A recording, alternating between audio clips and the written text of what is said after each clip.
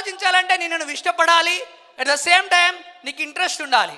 సరే నువ్వు ఇష్టపడ్డావు, నీకు చాలా అద్భుతమైన ఇంట్రెస్ట్ వచ్చింది. ఇక మూడోది చాలా ఇంపార్టెంట్ ఏంటంటే ఇది కే ఫర్ నాలెడ్జ్, జ్ఞానము.